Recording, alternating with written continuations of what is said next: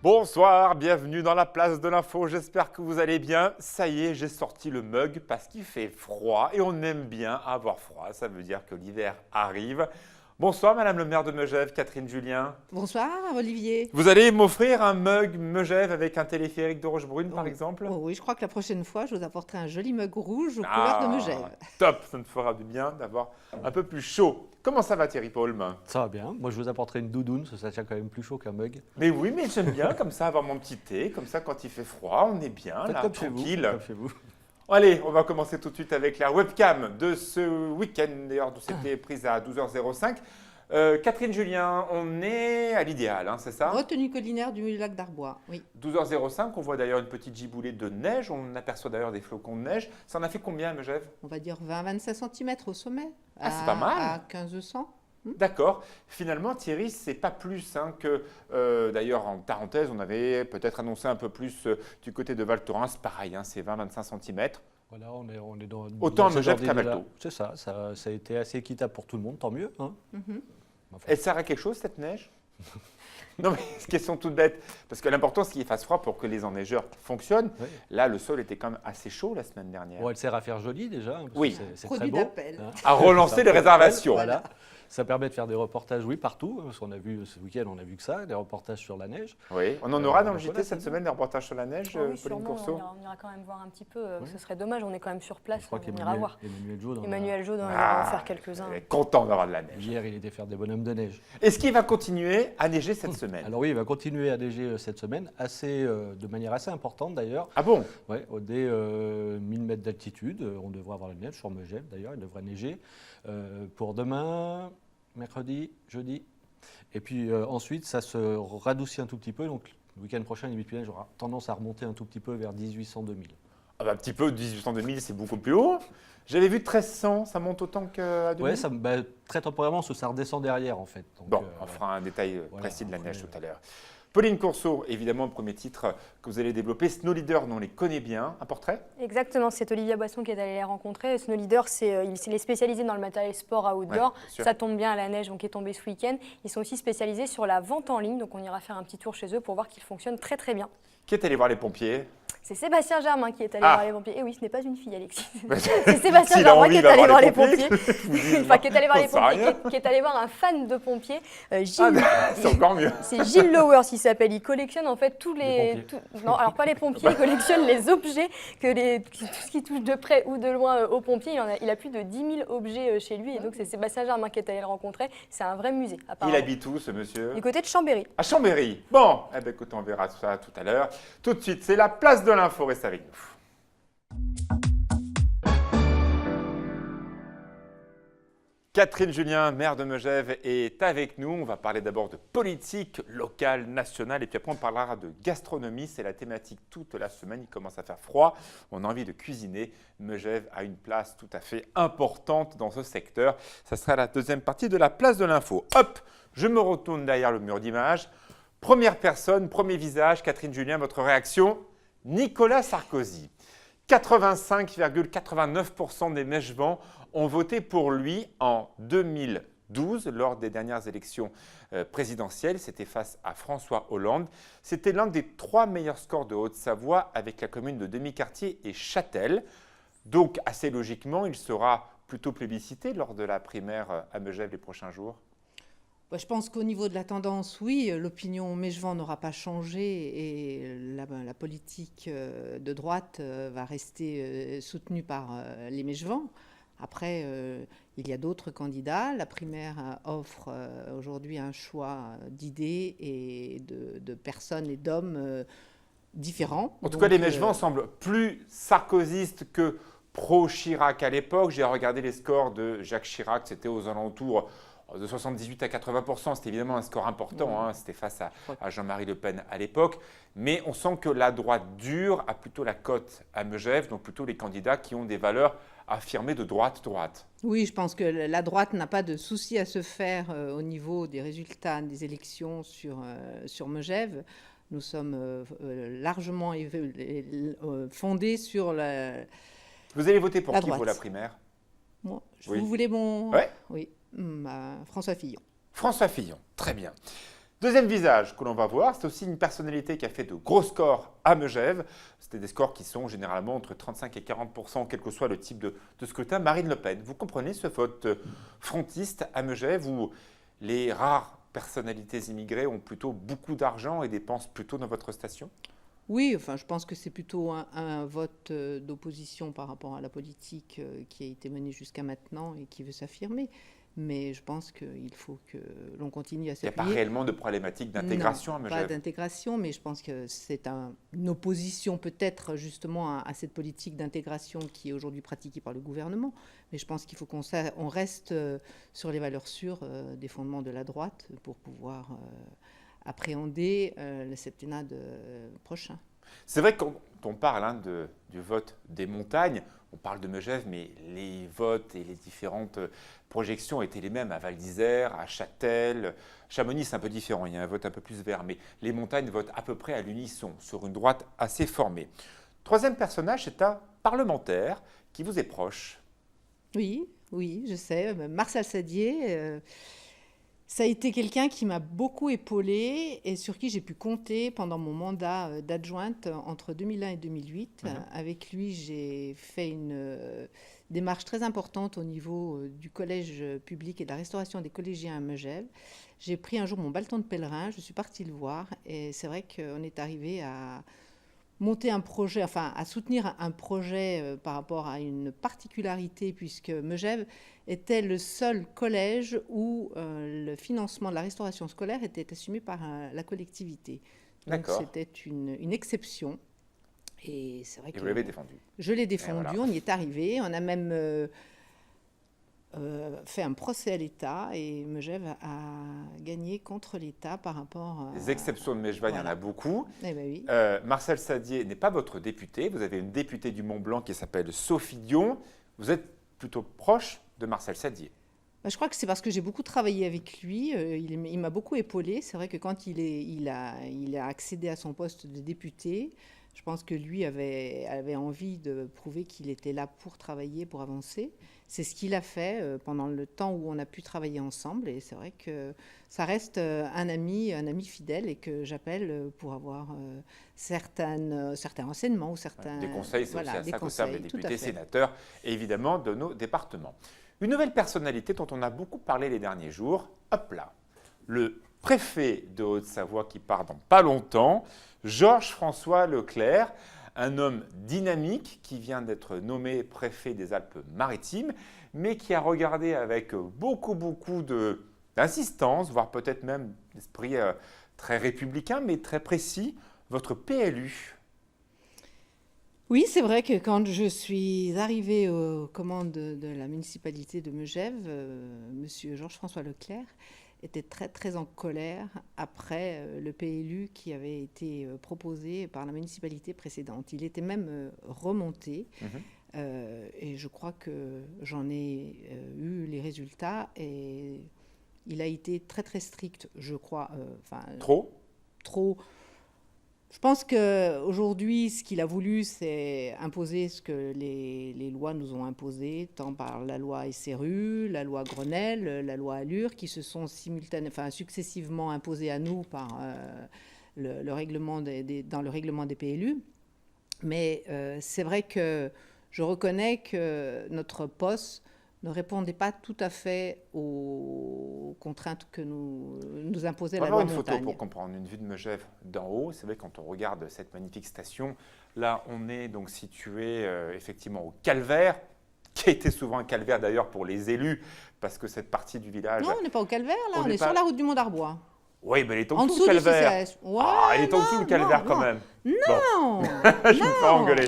Bon, d'accord, c'est le Mont d'Arbois, on voit le Crêt. On est au Crêt, là. D'accord. Alors, c'est vrai, quand on regarde Megève vue de haut, le village, effectivement, est déjà bien construit. On s'aperçoit que dans la montée du Jaillet jusqu'en Réglard, il y a aujourd'hui des constructions.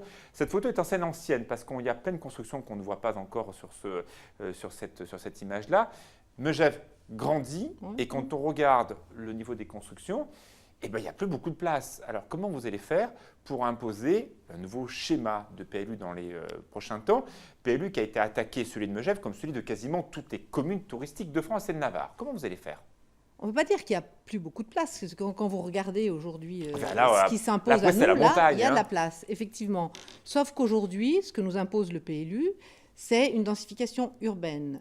C'est-à-dire, pour un peu schématiser, ma maison, mon champ et pas de voisin à côté, c'est fini. C'est vrai qu'on nous a imposé un découpage sur un périmètre urbain. C'est vrai que le poste de Megève ne répondait pas forcément aux attentes de la loi montagne qui interdisait le mitage. Et c'est vrai qu'aujourd'hui, on est contraint aujourd'hui de répondre, c'est vrai, aux contraintes de l'État, c'est-à-dire une réduction de la consommation de l'espace de 50%. Et ça, est-ce que les Mégevans sont prêts à l'entendre? Non, je ne pense pas. Je pense que c'est quelque chose qui est très difficile à faire accepter. C'est quelque chose qu'on me fait imposer aux Mégevans, mais que je pense que la population mégevane est bien consciente que ce n'est pas moi, ce n'est pas le PLU de Catherine Julien, c'est le PLU qui est dirigé aujourd'hui par les lois de l'État. Ouais. Et c'est vrai qu'aujourd'hui, il y a beaucoup de familles qui se sont endettées pour payer les droits de succession, pour donner le bout de terre qu'ils avaient à leurs enfants. Et hop, tout d'un coup, le terrain qui était constructible ne l'est plus. On peut comprendre que ça pose des problèmes. Je le conçois tout à fait, effectivement. C'est vrai qu'aujourd'hui, on le sait, le prix du foncier à Megève a une importance considérable.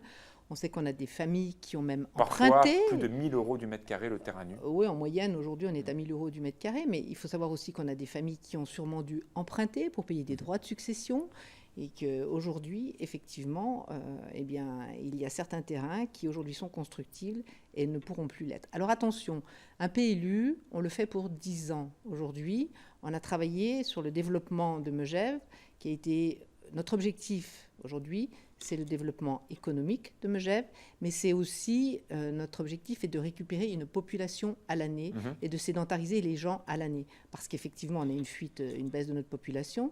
J'ai connu l'époque où on était plus de 5 000 habitants à Megève. Aujourd'hui, on est 3 488. Comme d'ailleurs toutes les communes de montagne, il y en a très peu en Haute-Savoie dont les habitants ont un petit peu augmenté en montagne. Hein. Je crois qu'il y a la commune de Chamonix qui s'est à peu près stabilisée, celle de Saint-Gervais qui a un tout petit peu augmenté. Communes plus citadines que nous, effectivement. Mais les communes, on va dire, de montagne, telles que villages de montagne comme Megève, Comme Saint-Martin-de-Belleville, Saint-Bon-Tarentaise, elles ont plutôt baissé aussi en nombre d'habitants. On subit la pression foncière. Et Avant- notre objectif, c'est Oui. de maintenir notre population, À voire l'année. même la voir augmenter. Dernière chose, on voit donc au milieu, on refera des reportages dans le cadre de 8 Mont-Blanc. Votre grand projet qui va être inauguré dans quelques jours, il est au milieu là. Hop là, c'est le Palais des Sports. Le Palais des Sports. C'est prêt ou pas? Oui, on sera prêt à l'inauguration le 17 décembre avec l'ouverture des nouveaux espaces, un espace forme de 1000 m², un espace de balnéothérapie et une magnifique salle d'escalade. Vous avez les sous pour payer tout ça? Alors, je ne voudrais pas critiquer ce qui a été fait avant, c'est compliqué. Non, malheureusement, oui, on a les sous maintenant, mais effectivement, quand le projet a été lancé, on n'avait pas les sous. Mais aujourd'hui, Vous êtes justement, je suis confiante, oui, parce que... Ça n'a pas l'air d'être trop. Si, je suis confiante, mais parce qu'il faut qu'aujourd'hui, on arrive à... Donc c'est pour ça que je vous évoquais mon PLU qui est avec des projets de développement économique, avec des retombées pour la station. Donc effectivement, on va être obligé de vendre un tellement de terrain pour faire une résidence de tourisme, mais résidence de tourisme qui aura des retombées sur la station. Et puis, bien entendu, on a été obligé de contracter un emprunt de 20 millions. Comme beaucoup de communes. Voilà, mais aujourd'hui, c'est vrai que il fallait qu'on trouve aussi une complémentarité à l'activité ski. Je pense que, Et là, ça sera le cas avec le je nouvel pense outil. qu'effectivement, les nouveaux espaces du Palais des Sports vont évoluer dans ce sens-là. Et puis, les tranches conditionnelles vont redémarrer l'année prochaine. Tranches Et on en conditionnelles. parlera de toute façon dans le cadre du JT juste avant Noël. Vous restez avec nous, une page de pub, la météo, Thierry Paulme.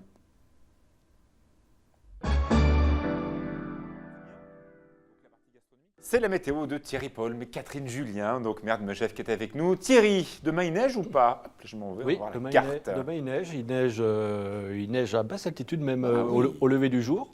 Puis progressivement, ça va se tourner en pluie, parce qu'en plaine, on n'attend pas vraiment de neige pour cette semaine. Ce sera le jour le plus froid ce mardi. Donc, Il neigera à voilà. Megève? À Megève, oui, bien sûr. Il Combien? neigera, Alors, les quantités, c'est difficile à dire. Demain, on n'attend pas de grosses précipitations. Ce n'est pas demain qui sera le pire, ce sera mercredi et jeudi. Là, oui, on attend vraiment beaucoup plus de précipitations. Là, c'est vraiment beaucoup de nuages, des averses par moment, des giboulées, mais sans plus, sans doute. Et donc, de toute façon, ça reste humide, un redout en fin de semaine, à confirmer. Redout à partir de jeudi. La limite punette, déjà, jeudi, va remonter un peu vers 1400 mètres. Pardon. Et oui, à Megève, forcément, on regarde les redouts. Voilà, ça va remonter à peu près à 1400 mètres. Mais ce qui est normal, d'ailleurs. Ce qui est normal, hein, on n'est encore pas en plein cœur d'hiver. Et puis ce week-end, à nouveau, un peu plus doux, mais ça se refroidit derrière. Donc voilà, bon, globalement, c'est pas trop mal. Tout va. Et puis ça bien. peut encore changer. Et ça peut encore changer. Vrai, de toute façon, vous n'allez pas ouvrir les pistes maintenant à Megève. Non, mais on prépare. Bon, vous ouvrez quand? Au plus tôt du plus tôt. Imaginons que Thierry Pomme s'est trompé et qu'il y a 80 cm de neige le week-end prochain. Vous n'ouvrez pas? Non, le 3 décembre. Bon, avec 3 décembre au minimum. Voilà. Donc auparavant, tout va bien, il n'y a pas de stress. Hein? L'organisation des primaires au cœur de l'invité de la rédaction ont voté les 20 et 27 novembre. L'invité de la rédaction est Christian Vullier. Comment ça fonctionne concrètement, Christian Vullier? Comment ça fonctionne? Eh bien, ça se traduit par la mise en place d'un certain nombre de bureaux de vote où tous les électeurs qui le souhaitent pourront venir voter, donc s'exprimer sur les 7 candidats aujourd'hui connus. Ces bureaux de vote pour la Haute-Savoie sont au nombre de 144, 24 par circonscription. Et pour les organiser, il a fallu trouver naturellement 144 présidents de bureaux de vote, plus des assesseurs qui les aideront à tenir ces élections les 20 et 27 novembre prochains, ce qui fait pour le département que je représente là environ 800 personnes. Les primaires dimanche 20 et 27 novembre, vous ne pouvez pas voter par procuration. Il faudra vous rendre à Megève, par exemple, à la salle du conseil. Oui, salle du conseil, place de l'église. Vous payez 2 €, vous signez la charte, et puis voilà, vote dimanche 20 et 27. À Megève, il y a un restaurant 3 étoiles. Il n'y a que 27 restaurateurs 3 étoiles qui sont auréolés, et forcément les communes qui vont autour. Premier visage que l'on va découvrir sur cet écran, Emmanuel Renaud. Manu, l'incontournable et l'ambassadeur gastronomique de Megève. Très Une attaché. fierté de la voir. Oui, c'est quelqu'un qui est amoureux de Megève, qui est amoureux de son territoire et qui est amoureux de tout ce qu'il peut extraire de ce territoire. D'autant plus que son restaurant est quasiment ouvert à l'année, en tout cas 9 mois sur 12, Oui. ce qui n'est pas le cas des autres tables étoilées, notamment de Courchevel. Oui, Manu Renaud est fermé là, au mois de novembre. C'est un des rares mois où il est fermé d'ailleurs. Oui, et ouvert toute l'année et avec une fréquentation très régulière et un remplissage important de son établissement. Deuxième personnage, on ne le sait peut-être pas, mais ce monsieur a commencé son apprentissage, c'était dans les années 55-60, à la Gérantière, au pied de Rochebrune. Oui, Paul Bocuse. C'est son apprentissage à la Gérantière. Je crois que Megève était déjà prédestiné à accueillir des chefs étoilés. Ouais. Et on salue aussi Madame Ripper qui nous regarde très souvent. Là, évidemment, c'était le Capucin Gourmand. Capucin Gourmand. Où de grands chefs étoilés, notamment Georges Paccard, ont commencé. Troisième visage, un visage féminin, peut-être pas très connu du grand public. On connaît mieux sa belle-mère, en l'occurrence Nadine de Rothschild, Ariane de Rothschild, qui va ouvrir, donc pas cet hiver, l'hiver prochain, le premier Four Seasons dans les Alpes en station. Qu'est-ce que vous en attendez ? Premier Four Seasons pour nous sera un établissement de luxe. Aujourd'hui à Megève, on accueille des hôtels, réceptionne des hôtels 5 étoiles et le Four Seasons sera un établissement de luxe. C'est un établissement d'une chaîne avec une clientèle fidèle qui recherche ces établissements tout autour du monde et qui va nous apporter une clientèle fidèle à l'établissement Four Seasons et bien entendu des retombées pour Megève et le village. Il y a des chefs, il y a des établissements, mais il y a aussi des circuits courts. Megève est une des rares stations à avoir un abattoir installé quasiment dans la station, avec des produits locaux, avec encore des fermés. Il y a encore 60 fermes en activité. 45 fermes, c'est beaucoup encore, et c'est plus le cas dans beaucoup de stations. Vous êtes attaché à tout ça ? C'est vrai que pour nous, les agriculteurs, l'agriculture de Megève reste je dirais, une partie de l'authenticité de notre village, une partie de l'authenticité que l'on soutient fortement, parce qu'effectivement, l'abattoir permet aussi de mettre en valeur ces produits du terroir et de les valoriser. Et puis, eh bien, avec des atouts, effectivement, de la qualité du produit que vous achetez à l'abattoir, des circuits courts, on évite la pollution et puis eh bien, on est dans le développement durable. Merci beaucoup Catherine Julien, maire de Megève, est un invité de la Place de l'Info. On parlera de gastronomie toute la semaine sur l'antenne. Tout de suite, c'est la météo et le journal. Pauline Corso.